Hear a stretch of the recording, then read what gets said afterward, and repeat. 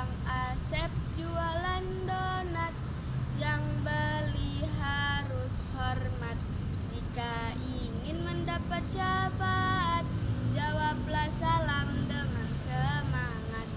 Assalamualaikum warahmatullahi wabarakatuh. Waalaikumsalam warahmatullahi wabarakatuh. Halo teman-teman semua, apa kabar hari ini? Baik. Alhamdulillah. Untuk teman-temanku yang menonton video ini, tetap semangat ya. Dewan juri yang saya hormati, Bapak, Ibu guru, serta para hadirin yang saya cintai. Perkenalkan, nama saya Husna Zahira, asal sekolah MI Hidayatullah Martapura. Dalam kesempatan yang berbahagia ini, saya akan bercerita tentang seorang wanita yang hidup pada masa pemerintahan raja yang zalim, Fir'aun. Sumber dari internet dan buku Akidah Akhlak dengan judul Syahid Demi Iman. Teman-teman, wanita ini sangat memelihara keyakinannya hingga akhir hayat. Ada yang tahu siapakah dia? Siti Masyiah. Ya, benar. Dia adalah Siti Masyiah. Diriwayatkan dari Ibnu Abbas, pada zaman dahulu hiduplah seorang raja bernama Fir'aun. Raja ini sangat kejam. Dia mengaku dirinya sebagai Tuhan dan memerintahkan seluruh rakyatnya untuk menyembahnya. Barang siapa yang tidak mengaku dirinya sebagai Tuhan, maka ganjarannya adalah kematian. Namun hal tersebut tak lantas membuat Siti Masyiah gentar. Ia tetap beriman kepada Allah Subhanahu wa Ta'ala dan Nabi Musa alaihi salam, meskipun secara diam-diam. Siti Masyiah merupakan hamba sahaya di kerajaan Mesir. Dia bertugas sebagai penyisir rambut Tuan Putri. Pada suatu hari, Siti Masyiah melaksanakan tugasnya menyisir rambut Tuan Putri.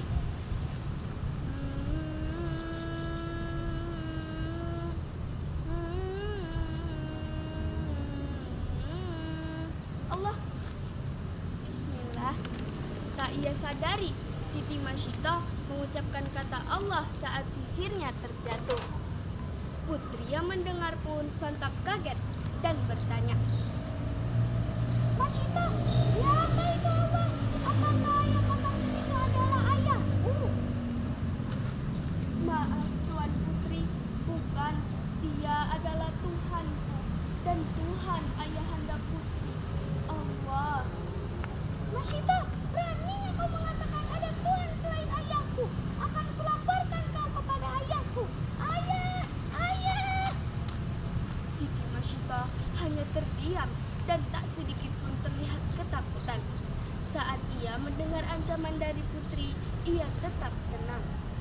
Setelah Fir'aun mendengar cerita dari putrinya, Fir'aun terkejut dan marah serta berteriak, Pengawal, panggilkan Siti Masyiah dan anak-anaknya.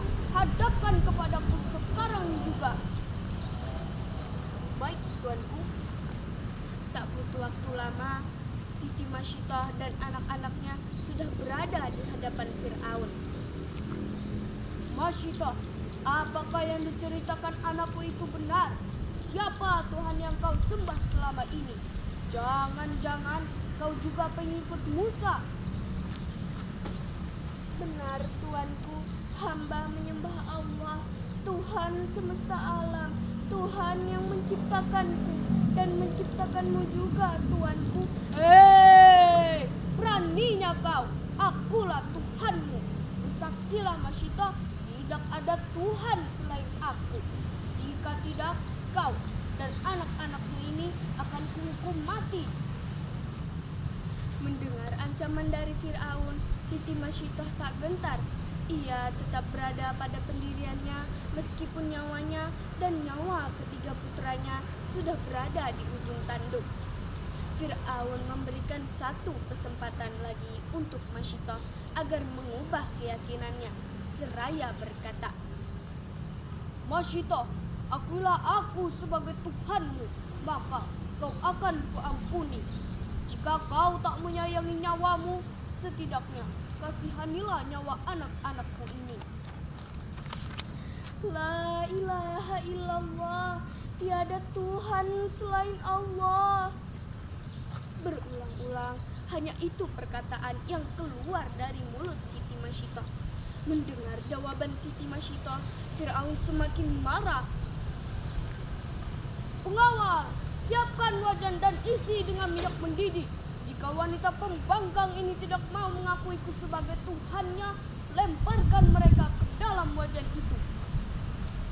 Perintah sang raja segera dilaksanakan sang pengawal. Tak butuh waktu lama, wajan yang berisi minyak mendidih itu sudah siap dan sebentar lagi akan menggerus kulit daging Siti Masyitah dan anak-anaknya. Namun mereka tetap tenang. Masyitah, apa keputusanmu? Lihatlah wajan yang berisi minyak mendidih itu.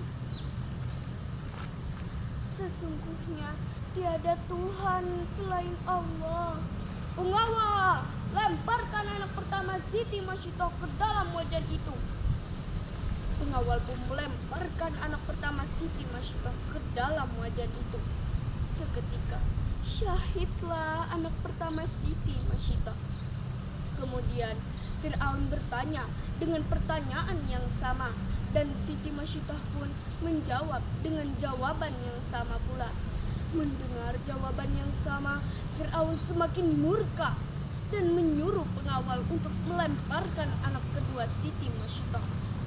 Seketika pengawal pun melemparkan anak kedua Siti Masyitah. Sebagai seorang ibu, hatinya sangat perih melihat kejadian yang sungguh menyayat hatinya. Namun ia tetap sabar. Dan Fir'aun kembali bertanya, ini adalah kesempatan terakhir Siti Masyitah, dan kali ini keyakinannya itu harus dibayar dengan nyawanya dan nyawa bayi yang ada di gendongannya. Siti Masyitah sangat menyayangi putra bungsunya yang masih bayi. Anakku, maafkan ibu nak, engkau masih bayi. Ibu sangat menyayangimu nak. Tapi dengan kekuasaan Allah, bayi Masyitah bisa berbicara. Bersabarlah wahai ibuku, sesungguhnya kita berada di jalan yang benar. Sesungguhnya siksaan di dunia begitu ringan dibanding dengan siksaan di negeri akhirat. Kata-kata dari bayi itu semakin menguatkan keyakinan Masyitah. Dengan lantang ia mengucapkan, Bismillah tawakkaltu ala Allah, Allahu Akbar. Seketika pengawal melemparkan tubuh Masyitah beserta bayi yang ada di gendongannya.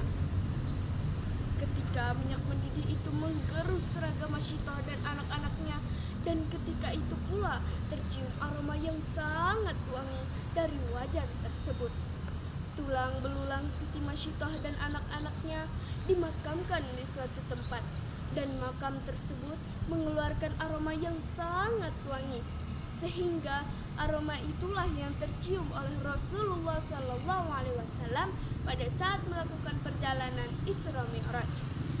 Nah, teman-teman, hikmah yang dapat kita ambil dari cerita ini adalah kesabaran dan keteguhan dalam mempertahankan akidah, walaupun nyawa menjadi taruhannya, sehingga Siti Masyitah menjadi wanita yang mulia di hadapan Allah.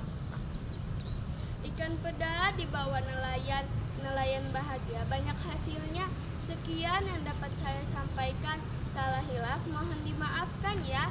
Wassalamualaikum warahmatullahi wabarakatuh.